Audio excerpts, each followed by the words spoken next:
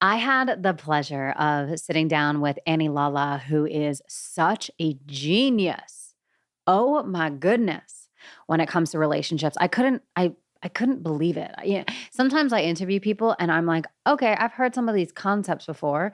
But when I was interviewing her, there were some like soul shaking, groundbreaking concepts. And my heart was just like, oh, this feels so right. This feels so good. Like there was just truth dripping off her tongue. It was amazing. She's known actually as the cartographer of love. She specializes in love, sex, and conflict resolution. So, this was the part of our interview that was so insanely juicy to me. And in fact, I have a fun little story. I remember probably around 6 or 7 years ago, I was in my last relationship and there was just a lot of tension and a lot of like, it was just a hard relationship at the end. It started beautiful and then it got really hard at the end.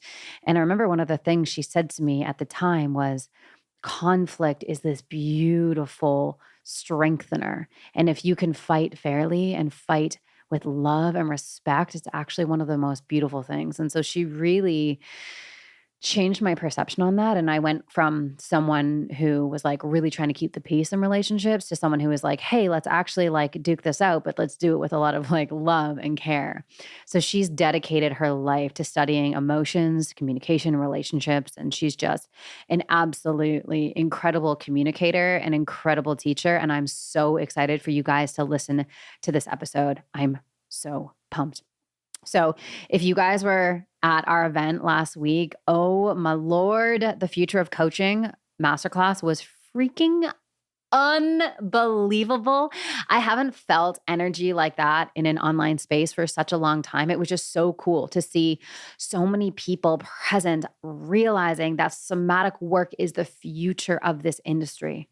Mindset coaching is dying, and we are all stepping into this new era, which is using the body as a vessel for transformation, using the body as a vehicle to create sustainable transformation at the deepest level. And so after that masterclass, I officially opened the doors to the somatic coaching program for 2025. I'm so excited. We are taking people on a journey to deepen their skills as a coach and really learn somatic tools so they can be the most extraordinary coaches for their clients. And so if you are feeling called to deepen your practice, to deepen your work, and really using the body as a vessel for transformation, knowing that everything happens in the body. Our trauma's in our body. So we have to heal through the body. And if we're trying to heal body trauma through the mind, we're just going to stay stuck and overwhelmed and frustrated and all of the things. And so this is your opportunity to really dive in and do this body-based work. It's so powerful. And when we change the body, we don't have to think about changing the mind. The mind shifts on its own.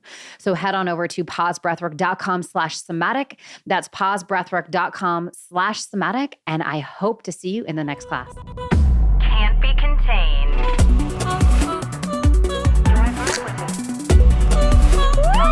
That's what I'm talking about. Lalla, welcome to the Can't Be Contained podcast. Yay! You are in like perfect Can't Be Contained colors right now. Like you are so on brand, it's not even funny. You can't contain fuchsia. I have this vivid memory of you. You probably won't remember this, but I remember 5-6 years ago, I was going through a gnarly relationship, and I remember pulling to the side of the road and having a conversation with you. And one of the things that stuck out so much in that conversation was you said something like this, but what I gathered was relationship tension is so normal and it creates that muscle. It's like going to the gym and strengthening it. And that's what makes it stronger. And before I had that frame, I used to think that anytime I was in conflict in relationship, it meant the relationship was doomed. And that was such a beautiful reframe to teach my nervous system that I can feel safe and I can be in conflict simultaneously. So thank you for that. So when you go to the gym, the way you build a muscle is you lift the weights, the muscle rips a little bit, and then the body goes, oh, we need more muscle fiber, so it grows back stronger. Mm. And so going to the gym is how you build muscle. Having conflict with anyone is how you build intimacy. And the heart is a muscle. And every time there's a rupture, misunderstanding, a frustration, a fight, and then you repair it, the relationship can be stronger and better for it rather than worse. And so whenever I get in a fight with my husband, which still happens, I go, what conversation would have to happen? How can I spin this so that we're closer because of the drama rather than worse Ooh. off? And so it puts my brain into an inquiry. How can I dance this into the place where we're glad we had the fight? Ooh. Okay, so can you break down then the difference between toxic fighting versus healthy fighting? How do you know that it's the right kind of fighting? So just like when you go to the gym, there's when you lift a weight and it's too heavy and you tear the muscle, and you're Ah, out of commission for 2 months. mm, So there's this they say you wanna have a burn on the, like, 13th, 14th rep, 12 to yeah, 14 should be that's when all the muscle is getting, tested. right, right. So in terms of a healthy conflict, this is basically what I teach, is how to do the art of fighting. And one example is in fighting, you never wanna threaten the relationship. Okay, Anytime anyone threatens a relationship during a fight, first of all, don't trust that, don't believe that, and it's not, um it's a nuclear weapon. Like, right, if the neighbor forgets to give back the lawnmower when they bored it, you don't nuke their house. It's right, not the appropriate response, right? You don't wanna go to nuclear weapon right, until you've tried everything in between. So you right. can start with, "Hey, I'm 7 out of 10 frustrated. Mm, There's tension in my chest. mm. I'm confused because I know you love me, and yet this situation keeps arising. Will you help me work it through?"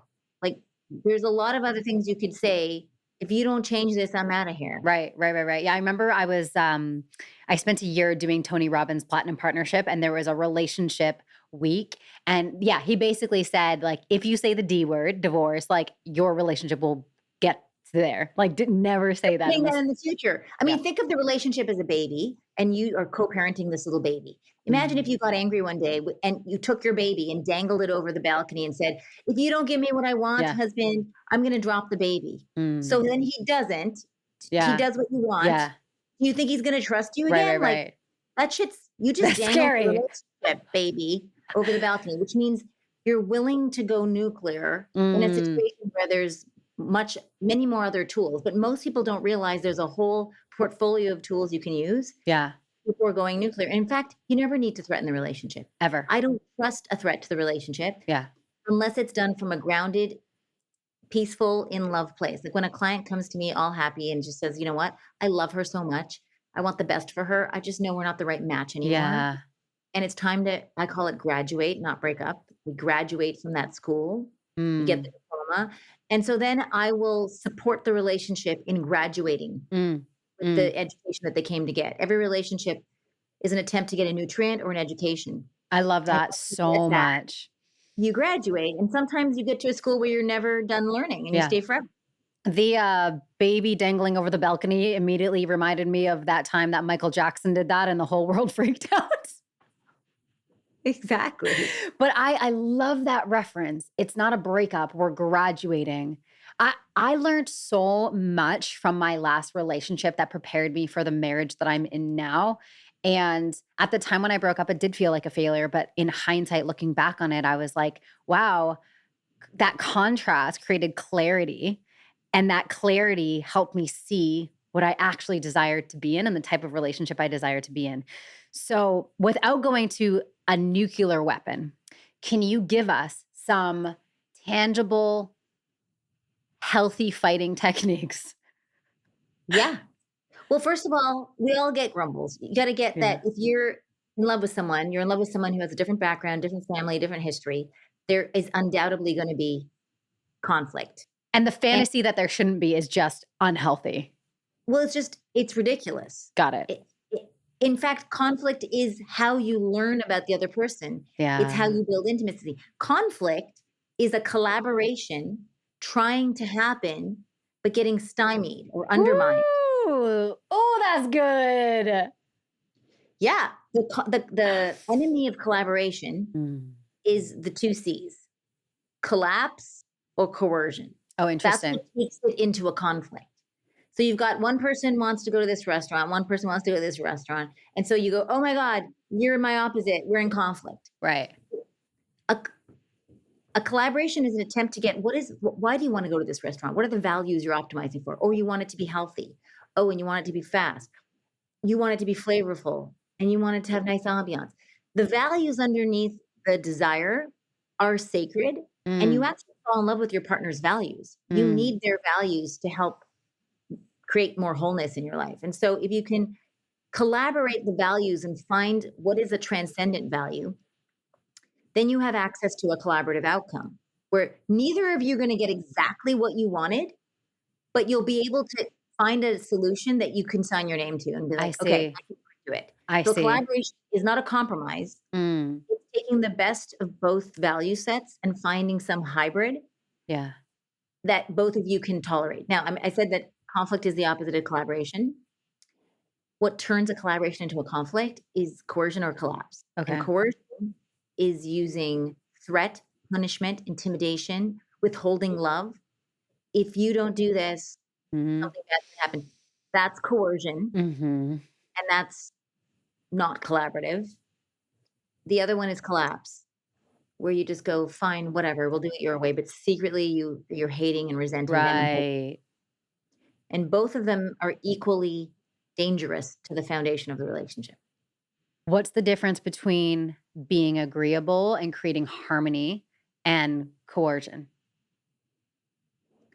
Well, they're the opposite. They usually there's someone who's in the relationship who's an approval seeker and always like, sure, whatever, pleaser, pleaser. Yeah. And there's one person who's just always asserting their needs and wants. Like all healthy Ok relationships long term tend to have this polarity. okay. Okay. It's really not male female. I like to think of it as one person is more guarding the sacred polarity of individuality, autonomy, sovereignty, I, Yes. Yes. one that's guarding the sacred polarity of communion, connection, togetherness, wehood. Yes. Okay. One's good Okay. at selfing and one's good at othering. And a Ah, healthy relationship is equal parts selfing and othering, integration and differentiation. And you think of the relationship as an organism and it breathes. In breath, together, connection, communion, out breath, separation, autonomy, mm, together, mm. apart. And you need just as many in breaths as you have out breaths. Right. Right. Okay, so if one partner is really holding the I and the autonomy and one person is really holding the we, how do we begin to learn from each other and get to that place where it is the balance and the harmony between the inhale and the exhale?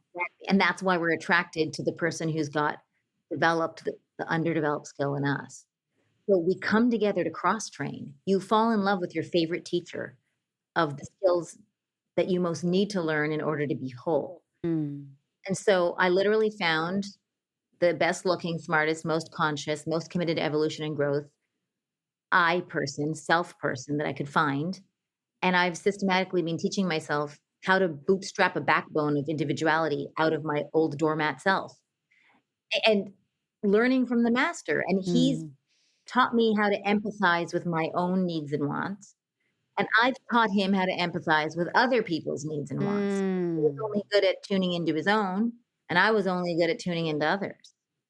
Wow. Okay, beautiful. So you guys are literally medicine for each other's life path. That's who you fall in love with. You fall in love with a person who gives you an access to your portal of wholeness and greatness. And usually they're very different than you, and Mhm. their development path requires the medicine that you have. So Mhm.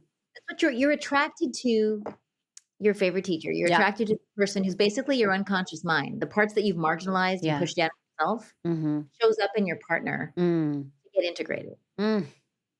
And then how do parental wounds interplay with that? Well, when you're born, you have this god and goddess, that's mom and dad, and that becomes the imprint of the feminine and the masculine archetype. And so then anytime you meet a woman for the rest of your life, it's gonna be smeared with that original imprint, good, bad, and the ugly Mhm. of your maternal imprint, and then anytime you interact with a man, it's gonna be smeared with that original imprint. So when you fall in love with someone, all your attachment dynamics, the good and the bad, port right over to your romantic partner. So you think it's your boyfriend or your wife or whatever, but your nervous system codes them as your new attachment figure. An attachment figure means the person you go to for safety and soothing, the person who's supposed to make you feel okay when you feel scared. And that's true when we're a kid. Mom and dad are supposed to do that, and they're all imperfect at it. And so then when we fall in love with someone, to the extent to which our parents were able to soothe us or not, that's what governs our sense of subtle entitlement that our partner should Got it. do what we need to do to feel safe. And really, usually you hire your partner, you fall in love with the one person who is custom crafted to not be able to rescue you in the exact way you needed, because you basically replicate the wound from your childhood by hiring someone who reproduces that particular brand of heartbreak that you had with your parent. So there they are by design, unable to rescue you. And then you have to, at some point, become an adult and Yeah. learn that you have to become your own attachment figure. And you have to learn how to create safety in your own nervous system without requiring someone else to do it for you. And that's really where my work comes in when I'm working with couples, helping them move through conflict. Most of the time the conflict is over. You should be doing something different, and that different thing would make me feel safe. Mm. So I need you to be different so I can feel safe, which means that I don't know how to make myself feel safe. And so that's Oh, this is so good. Okay, so is there a balance of, like, are you saying then 100% of our safety should be met within self and there's no opportunity for a partner to meet that? Or like, what's the balance there? this is an interesting controversial edge, and I think different coaches and Yeah. therapists fall on different points. But as someone who works in the trenches of discord, what I've noticed is the most useful belief to have is that I'm 100% responsible for my safety. Mm-hmm. Just like you're 100% responsible for brushing your teeth in the morning. If you were sick one day and you asked your partner, "Can you brush my teeth?" They would. You wouldn't be entitled to it, Be right? kind of weird. And just like wiping your butt, like there's things that we just do, and we don't expect anyone else to do it for us. Eric only does that for me on Fridays. I'm just I'm just kidding. But if you start relating to your own safety in your nervous system as pretty much the only job you have as a human, Mhm. like you're born into the world, and sure, you can do your art and your dharma and all that. Yeah. But your main task is to steward this mammal creature that you have and make sure their needs and wants are taken care of. Mm. That's your one job. And if you Mhm. did that, you'd actually have a successful life. Mm-hmm. And the only way to know the needs and wants of this animal creature that you've taken care of is to be attuned to your nervous system Mm. and tracking, when is it expanding? When is it contracting? What circumstances has it be scared? Which ones has it feel relaxed? And then create circumstances that are most conducive to it feeling safe.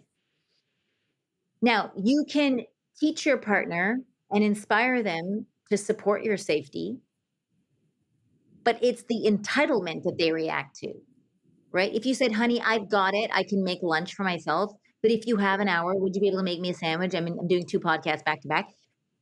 They know you could make your own sandwich. Right. And the fact that they know you could is what gives them free permission to make it for you. I to got it. support. But if you can't, some part of them knows that they're keeping you small and they're enabling your incapacity and handicapping you from being a great mother someday if you ever wanted to be that. Mm. Your partner's job is to train you to be a future great parent, whether you want kids or not. That's Right. the evolutionary imperative. Yeah. Any way in which you keep the other person dependent on you for safety, they're not going to be a great parent. Wow. Oh, I just got goosebumps on that one. So our partners feel frustrated by the entitlement and the dependency of the pressure of meeting the need. But if the need is already met and anything above that is just adding value to what is already whole, then it works really well. It's kind of like, do you want to lend money to someone you know can never pay you back? You're more comfortable lending money to someone who's like, "Oh, can you spot me $20?" And you know they'll pay you back. If they're never going to pay you back, you're literally just feeding their incapacity and breeding resent. And you're a burden. Right. We're a burden to our partner Right. when we don't know how to take care of ourselves. Right. And will they take care of us if we can't? Yes, probably. But if they know that we're not learning how to do it, then we're breeding dependency on them, which is future headache and burden for them.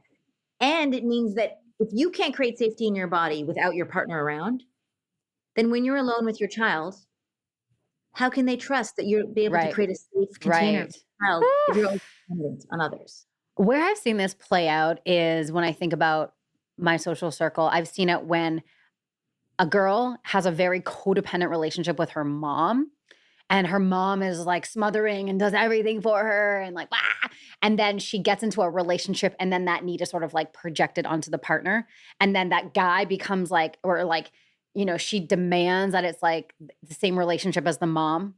So does it swap that? Like I've seen that play out with like the unhealthy dynamic with the mom and then the woman needing the guy to be that? Or is it typically we want the same sex? Does that make sense? It doesn't matter. I've noticed what governs your romantic choice in a partner isn't opposite sex Okay. of the parent. And again, it's gender. Let's take it out of gender. Whichever parent you had to earn love from the most or had a more fraught relationship, that heartbreak Yeah. becomes part of the blueprint Okay. of what you hunt for I in a see. romantic I partner. see. I see. Okay. Because you're trying to hire someone who plays out the same scene. Oh, I'm getting hurt the same way I used to in Yeah. childhood, but this time at the end of the movie, I'm going to get the love that I never got the first time. And so your desire is to train your partner in how to love you and train yourself in how to be autonomous so that you heal that wound. See, you never hire someone who doesn't have wounds. They have Mm. to replicate the alley. You think you're looking for the smartest, most interesting, funny, humorous, attractive guy or girl, but you're also looking for the one that replicates that heartbreak, that is nostalgic and reminiscent of your childhood pain. Mm.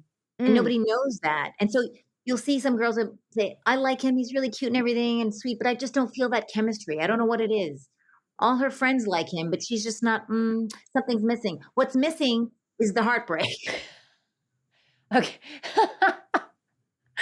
I feel like you're speaking to the beginning of mine and Eric's relationship because everyone in my whole life was like, this guy is amazing. Oh my God, he's so perfect for you. But because I wasn't afraid he was going to leave, I was like, I don't know if he's the right one. And like, seriously, Annie, like everyone in my life is like, you're crazy. Just stay, just stay, just stay. And I had to really overcome this wound inside of me. And then now that that's healed, our relationship is beautiful and juicy and amazing and like everything that I would ever want. But like, dang, it took so much healing at the beginning to actually stay. Yeah, because what you were chasing is the burn of that abandonment possibility, because that's Yes, which was so failure. present in my last relationship.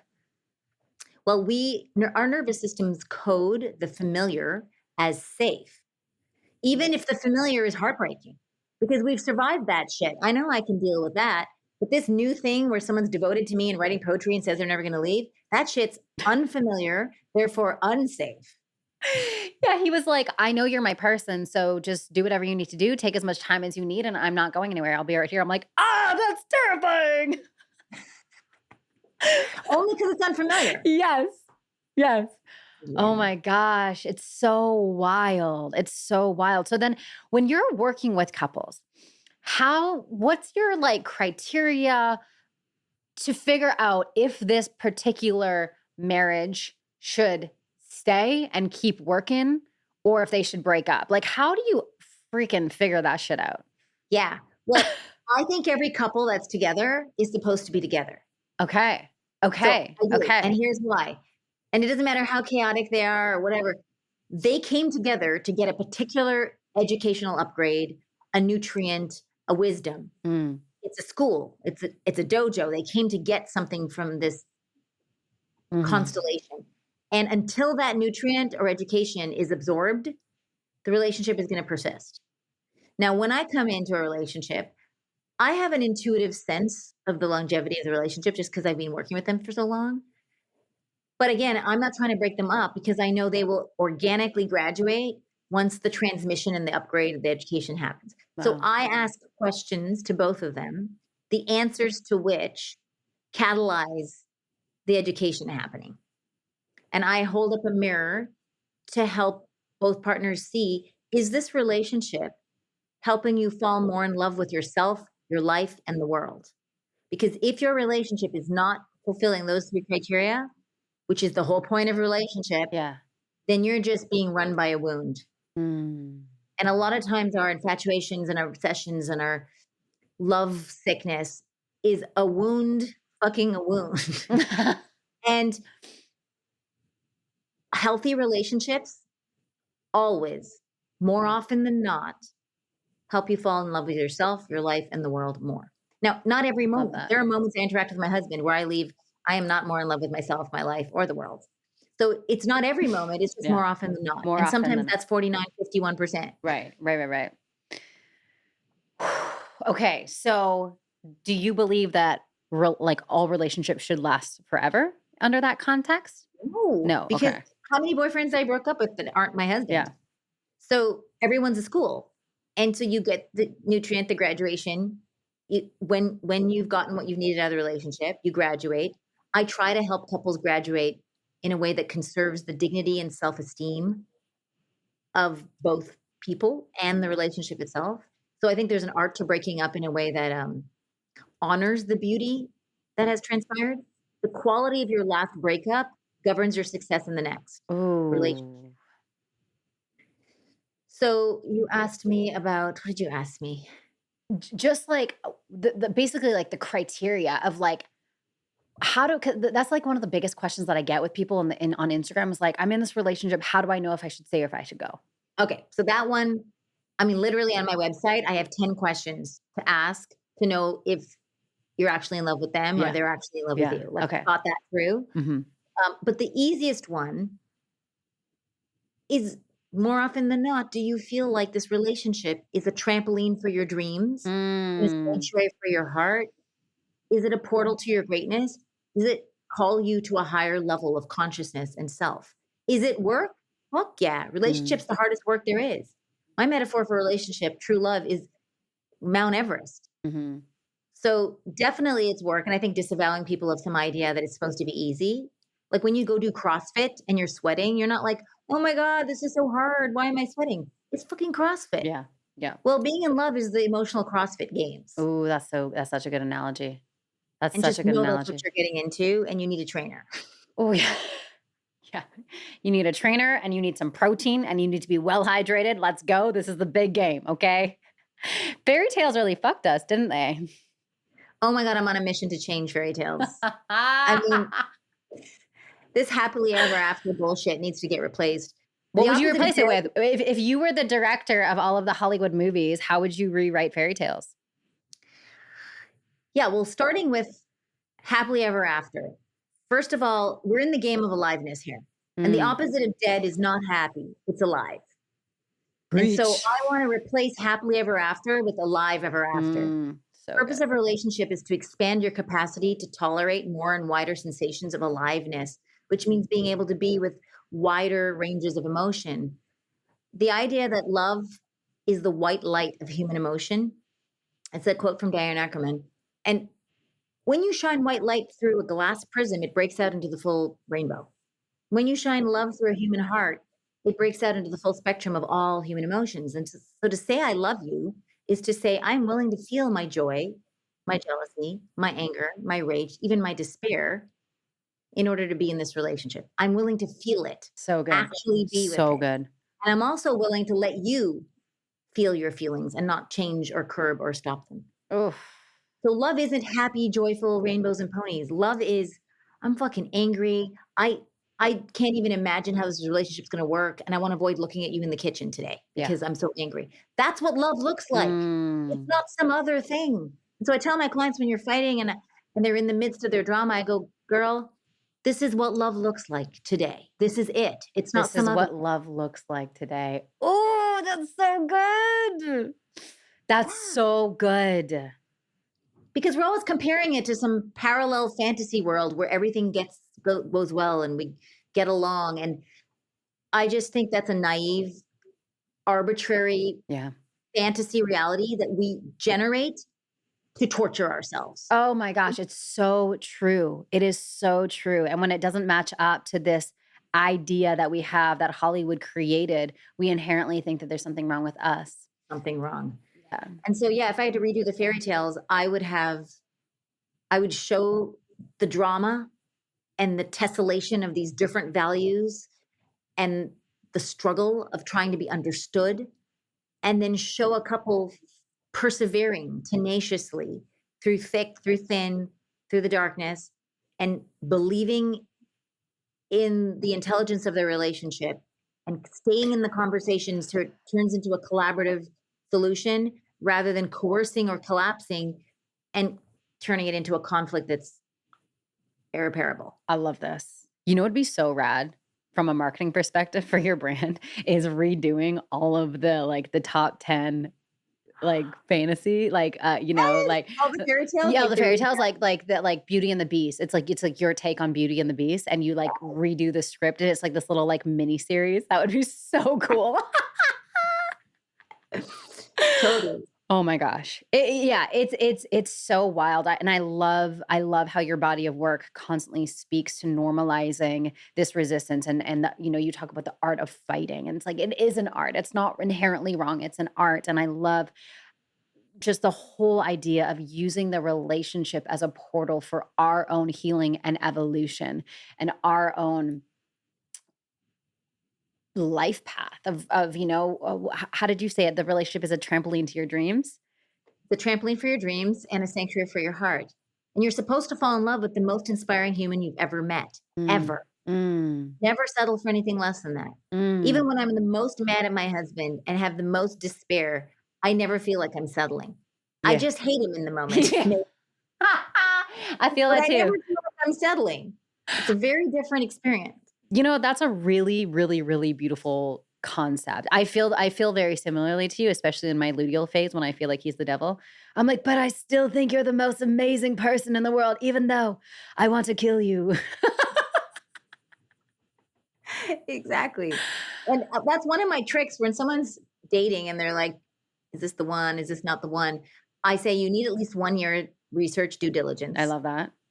minimum. You have to see them through different cycles, different seasons, You different gotta make states. sure they don't, like, wear Crocs and socks, Yeah, okay. Exactly. And then after a year, here's the deal. You know, you already know after a year. Mhm. You might not have the courage to roll up your sleeves and find the center of your soul where the truth lives, but you know. And if there's any part of you that thinks you're settling, you are. That's the trick. I never felt like I was settling with my husband. What did you feel? I felt like, oh man, every other man I dated was like a Mercedes Benz or a Ferrari or a Lexus. And then I met my husband and he was like the Starship Enterprise, like a Mm. new class of vehicle that I'd never interacted with before. And it felt like every moment in my life and every relationship had all been practiced for this Mm. opportunity, for this dance. And you felt like that right away? Well, he was at Burning Man doing a talk in a dusty dome. I went 2 hours late into the talk to grab all my friends because they were all listening to some marketing guy speak. That's who he was.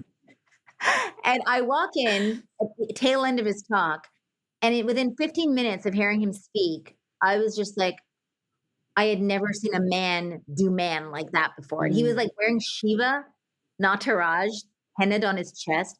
He was in a cowboy hat, and he was talking about how the only way human beings the species can survive is if every individual human finds their gift and their talent and hones and actualizes it to its highest level, and Mm. that's how the whole species saves itself. And I was just like, Oh, who dang. talks like that? Oh, dang, that's hot.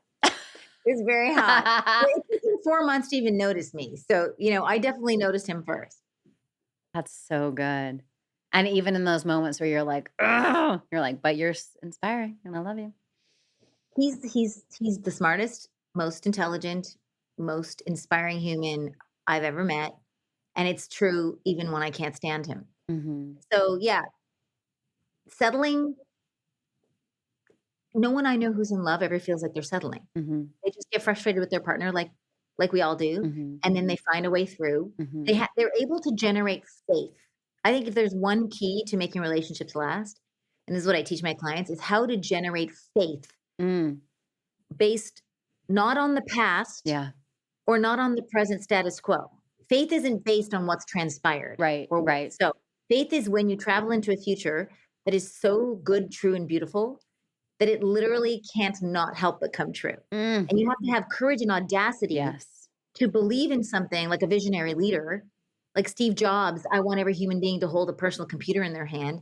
no technology, no indication that that Mhm. was feasible. Mhm. Martin Luther King wanting like a Mm. racism to be transcended. These are dreams that had no indication in current reality that that was even Mm. possible. Mhm. And that's Mhm. why they're visionaries. And to be a relationship leader, you have to be a visionary that creates from a future, not from the present and not from the past. Ooh, that is so good, and I think a lot of couples don't even have that shared vision of where they're going, who they're becoming, and I think that's the maybe the first step to this.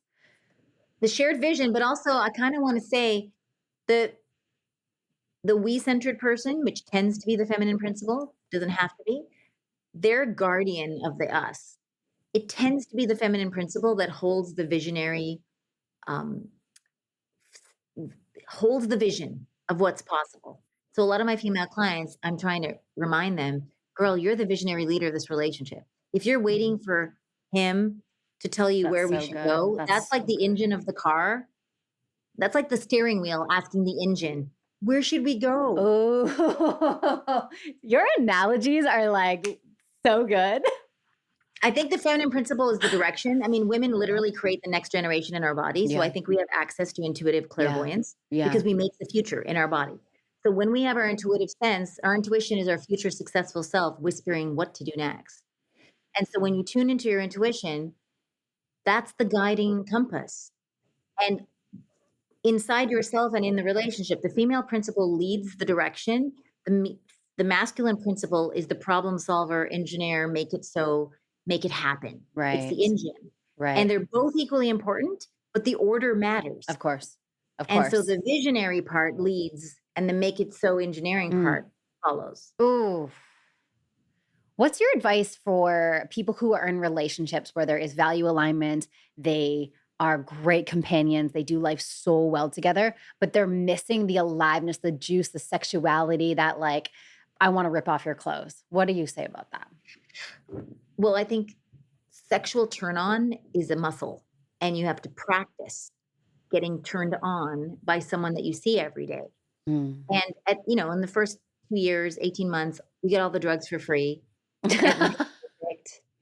And so after that, you actually have to work at Yeah. mining and excavating turn on from everyday things.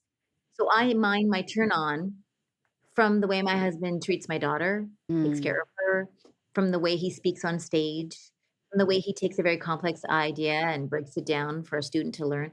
I am tracking all the things I admire and I'm putting them in the bank account. And Mm. in that bank account, I'm able to alchemize my admiration into turn on. And I think it's our responsibility to actually take responsibility for our own turn on. It's not our partner's job to turn us on. If you're not turned on by the most inspiring person you've ever met, it's a crisis of your own observation and imagination. So I think Woo! that's what So I would good. invite people to do So is take radical responsibility for finding what's sexy about them. And it's not just physical. yeah. Their imagination is sexy, their intelligence is sexy, their tenderness is sexy. The way they include someone in a conversation who's left out instinctively is sexy. If you can take it in and mix it with your turn on, and I think that's a skill you have to practice Oh, I in long term. love that. Okay, another way our society has failed us is just looking to the physicality to extract sexuality. And what you're saying here is look at the entire picture. I haven't that blows me away. That is so genius. That is so Yeah, and genius. you should be on the lookout of things that are physically sexy all the time. Mhm. I'm always on the lookout of when my husband's jawline Yeah. is Yeah, yeah, yeah. the light, or Mhm. when I see the flex of his muscle through his t-shirt.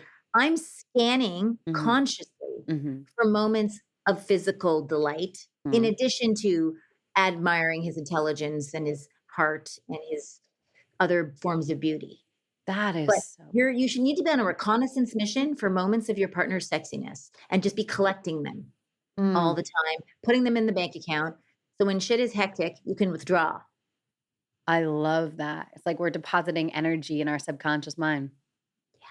so that the actual act of intimacy and intercourse becomes second nature. Yeah, and sometimes when I'm having sex, I literally run the tapes, the videos in my mind of him on stage Oh, or him teaching or him being he's so good at taking a complex idea and breaking it down. He's like literally the best teacher I've ever seen. And Really? I'm pretty good as a teacher, but like he's probably better than me. And so I will run my admiration tapes in my mind and I can feel it giving me a turn on. That is so epic. That is so good. I've never heard it explained in that way. How beautiful. How beautiful. So if you're wanting to bring more juice and passion, what I've heard it said that everything between fornication is foreplay. Like every Mm. single thing that happens, like making breakfast, Mhm. walking past each other in the kitchen, that's all foreplay. Mm. It's not just 10 minutes before the sex act. Mm. The whole day is foreplay. And so how can you bring more delight, sensuality, cheekiness, playfulness to your whole interaction? It only takes you could just look into your partner's eyes for 45 seconds with loving presence. That's 45 seconds, and you can create a turn on. Yeah. What's your tactics or advice for communicating desires and needs to our partners in a way where they don't go onto the defense and they just feel like so excited about meeting them? Yeah. Well, first, most requests are demands in disguise. So, honey, will you go to the party with me on Saturday? It sounds like very open-ended, like I'm giving him freedom. But if he says, no, I don't want to go, then I get angry. I pout. I withdraw my love. I do some kind of punishment, which indicates that this was never a request. This was always a demand. The way you know the difference between a request or a demand is the way the person reacts to the answer. I see. Okay. See, if you haven't already coped upstream with his yes or his no, which is what a real request is you run, if he says yes or no, I can cope with both. I have a preference, definitely have a preference, Mm. but I've already coped with both of Mm. them. So then when I go in to ask, they can feel that it's like a buffet. They Mm. can choose freely whichever one they want. Mm. They're not in a trap where there's only one answer, otherwise they're going to be in trouble.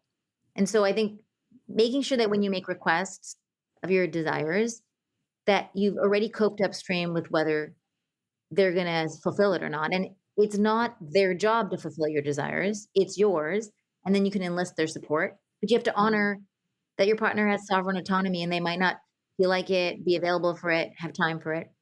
And you can't hold that against them. Mhm. Otherwise, you're secretly assuming that their attention and their energy belongs to you and Mhm. you've compromised their autonomy. Mm. That's one thing I would hold. The other thing is one of my tricks when you're giving feedback. So often feedback is a request for a behavior change. And most people, when they give feedback, it comes in the form of criticism Mhm. and it's got WTF laced all through it. So you have shame, blame, make wrong, whether you say what the fuck or not, you're Yeah. like, did you forget to get the almond milk again? Right? So there's shame, blame, and make Mm. wrong. And then what I like to do is take WTF stance Yeah. and translate it into what I call MLK stance, Okay. which stands for Martin Luther King. Now, if there was ever someone in the history of the world that had a right to be what the fuck, it was him, Mhm. but he didn't. He didn't. He actually created a, an inspirational invitation to an entire nation to rise to their greatness. Mm. With, Ooh. I have a dream. Yeah. I see a future where this and this and this happens. And it was an invitation to grow. Yeah. So if you can take all your WTFs to your partner Mhm. and create an invitational invitation to their greatness, like an inspirational speech. Honey, I know that you want to be a collaborative part of this household. And I know when you come into the kitchen that you could put your dish straight into the dishwasher. I have a dream.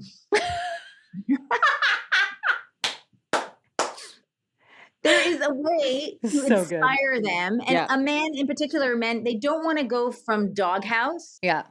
to zero. Like Yeah. you forgot to take out the garbage. I've told you 7 times to take out the garbage. Then now when they take the garbage out, they go from doghouse to just not having you mad at them. Right.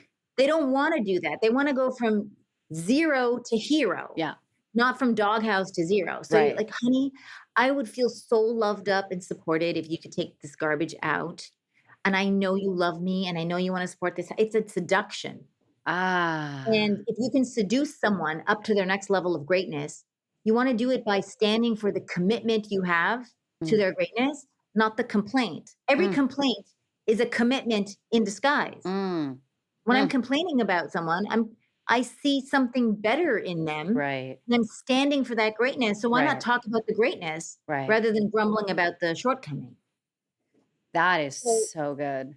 that's one of my hacks, is to convert complaints into inspirational invitations to greatness. Seducing them into their greatness. That's fantastic. I That mean, is we're so women, we're supposed to seduce. I think, there's 2 ways to motivate people. I'm Canadian, so You excuse are? the I'm Canadian, So yeah, am I'm from I. Where are you from? Toronto, I'm grew from up in Vancouver. Mississauga. Oh, proper, that's real Canada. Well, you know about hockey then and curling, Yep, of ice sports. So in course. hockey, you push or pull the puck across the ice. It's very manipulated, and if you were to interview the hockey puck, it would say, "I'm just being pushed and pulled all over the place." Yeah. With curling, a puck or a stone is a rock, I think it's called, is issued onto the Mhm. ice, and you're never allowed to touch the rock. But both teams are sweeping the ice to make Mhm. it slippery and smooth so Mhm. that the rock moves in this direction or this direction. And if you were to interview the curling rock, it would say, "I'm just meandering down the ice. I just feel like going in this direction." Meanwhile, everyone's sweeping in front of it.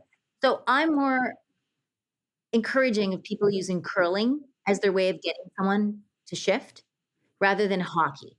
So just feel when you're trying to get your partner to change, are you pushing or pulling energetically? Or are you creating an enticing invitation for them to move in this other direction? Oh, And that's that's the so seduction. good. Without seduction, without attachment or the energy of the demand. Exactly. 'Cause you've Mm. already coped with their yes or their no, but you definitely have a preference. Mhm. And Mhm. people who love you want to fulfill on your preference, but they don't wanna be manipulated into your entitled Mm. stance. Woo! What are your thoughts on polyamorous relationships? Yeah, I've worked with a lot of monogamous, monogamish, Mhm. polyamorous. Mhm. Honestly, I think every couple reinvents love from scratch Mhm. anew, so they Mhm. have to collaborate on what it looks like for them, and Yep. they also reinvent what their sexual dynamic feels like for them. Mhm. So, no one else can tell you how you should decorate your living room, Mhm. and your living room is different than every other living room that's ever lived, that's ever existed. So, it's a private aesthetic that's created by both partners. Mhm. That being said, as a researcher of relationships, watching what works and what doesn't, most polyamorous relationships don't seem to work out long term, in my experience. So I'm not saying it's not possible, but it is a shitload of processing and conversations, and it's hard enough to just get shit done with one person. So, Yeah. you know, I in a moment, I remember my husband coining the term polyagony at the idea. That's how I see it. It's like you have sex once and you have to have 19 conversations about it. You know what I mean? I'm like, I'm busy. Like that seems like a lot Exactly. of work.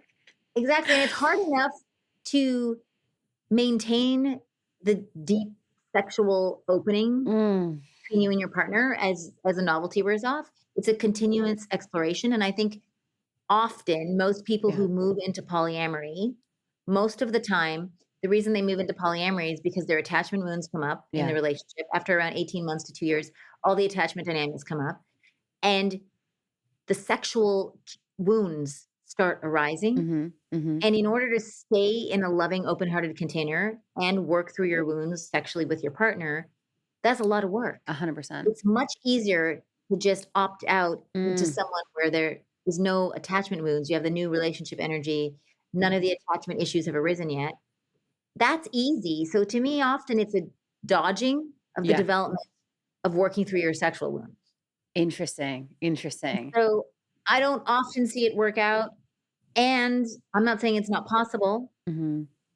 Most of the time, I see polyamory is instigated by the male partner, and they convince the woman somehow, "Well, you're open to women, so it should just be open for me, but not open for you."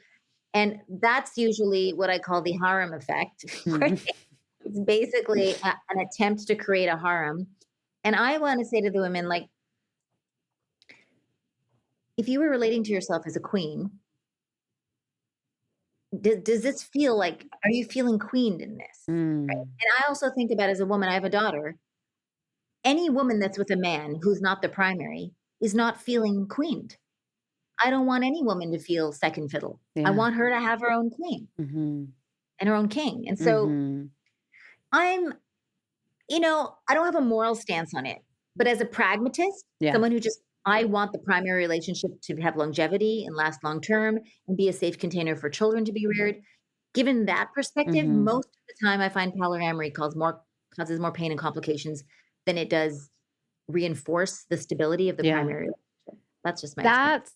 That's what I thought too, so I'm glad you validated. It sounds like a nightmare to me. It sounds like the worst thing ever. Yeah. I've rarely seen it work. Yeah. Honestly, I don't know if I've ever really seen it Hmm. work. Yeah, that was my curiosity, is there a healthy expression of it, or is it typically what you just named where it's terrifying to go deeper, especially when those sexual wounds arise and we need to move through them and heal through them and be more expressive and be more open and go deeper into our stuff. Is it easier just to go peace? So anyway, yeah, Yeah, I don't wanna make a moral stance on it. I'm a fair stand for true love. I love it. I think of myself as working for the future unborn children of the couple. Mm. That's how I think about it. Oh, that's so good.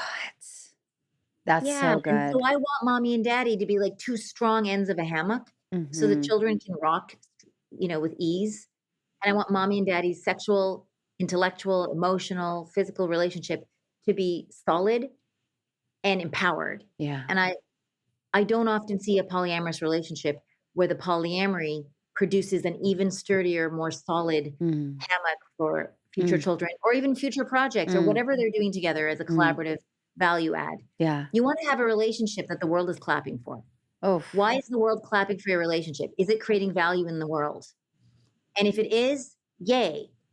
So you wanna find a partner that you can collaborate and create value that you couldn't have created otherwise. Okay, so here's a question for you. I have a massive community of primarily women. There's 10% men, but primarily women who are on a path of growth by becoming breathwork facilitators and growing in their careers and growing in their soul path. And a lot of what I hear is my partner's just not willing to do the work. He's not willing to. He doesn't. He's not interested, and it's really creating a lot of resistance. What is your advice under the context of seducing our partners into their greatness? What advice do you have for those women who are in relationships where their soul is like, let's fricking go, and their partner is not willing to meet them in that growth?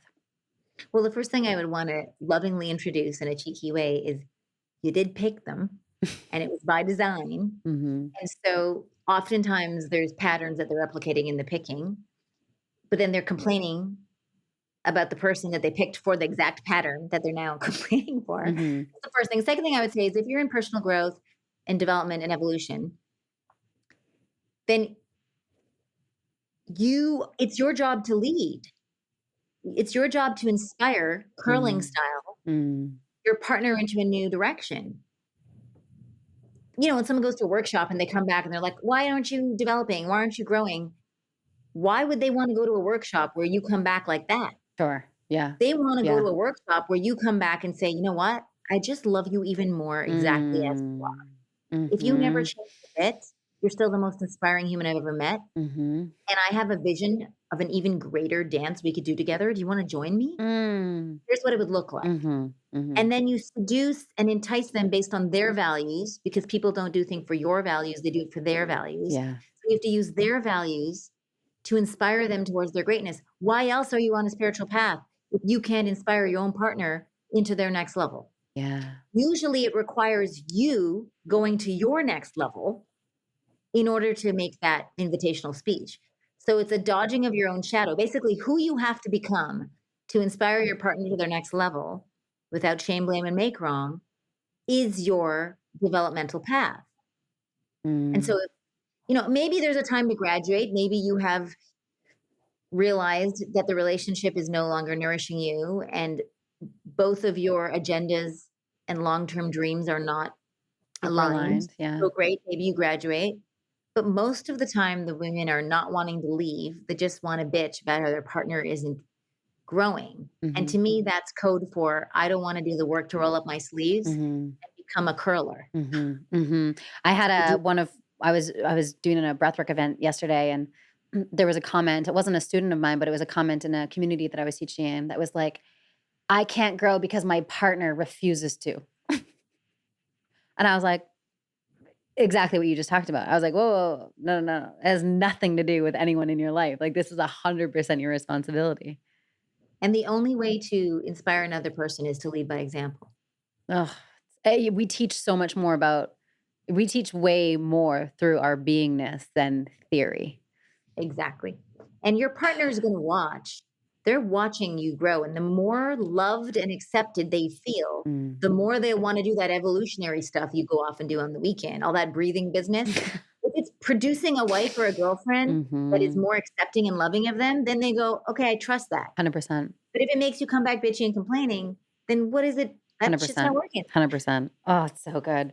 So good. I could talk to you for the next 6 hours. This has been so good.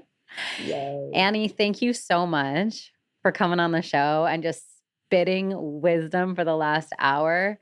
It's really your gift in the world is so needed. It's like relationships are the greatest source of just like love and they're so beautiful. There's nothing more They're also beautiful. a crucible for Yeah. your transformation. They're a Yes. spiritual path. Yes.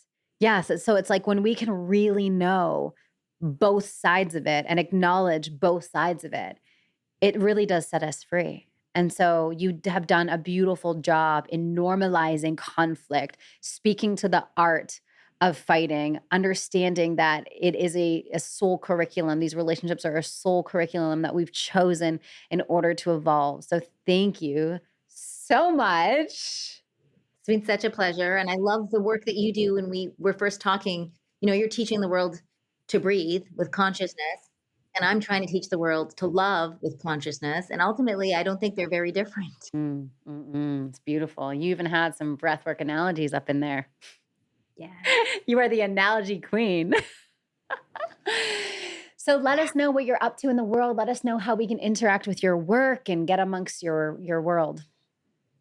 Yeah, I think the easiest thing is to just track me on Instagram. I'm at Lallabird, Lalla, 2 L's, BIRD.com. I mean, sorry, Lallabird's my handle on Instagram, and then you can check out my website, AnnieLalla.com, Annie with 2 N's, Lalla with 2 L's. And then you can take my love test. Literally, I've thought clearly about what are the 10 questions that you'd need to ask to know whether you're in love with someone or they're in love with you. And I'm always putting out free stuff. I'm always doing programs. I teach my own coaching school for relationship coaches. I have private clients where I love to help couples who are making a big impact in the world resolve their conflicts so that they can put their energy towards creating value.